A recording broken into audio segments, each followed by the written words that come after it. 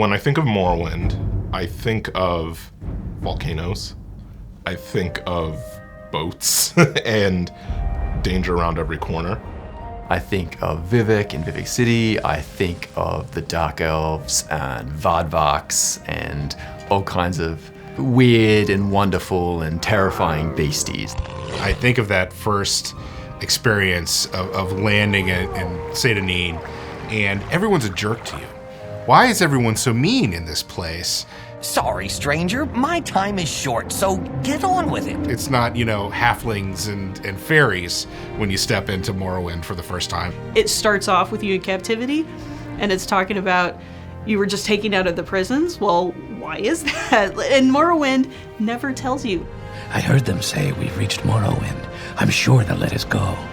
The game having the trust in the player to give them agency to say, all right, here's your name, here's your papers, you're a free person now, and then here's the world.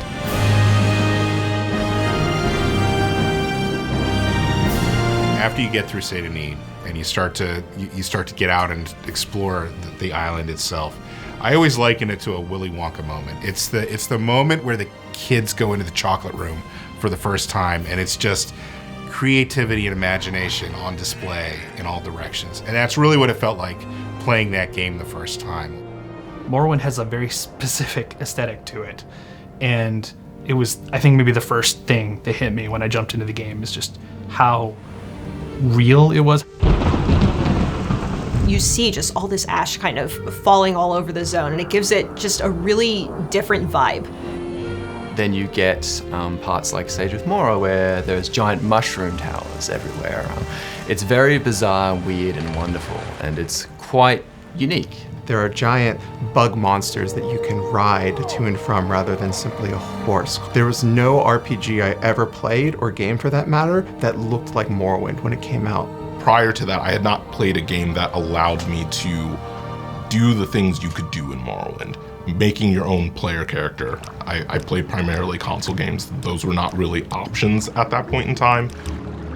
One of the things that really hit me with Morrowind is when you get in there and you have a great time, right? You're really enjoying yourself, like you're living a different life. And it takes away all the cares and worries and everything.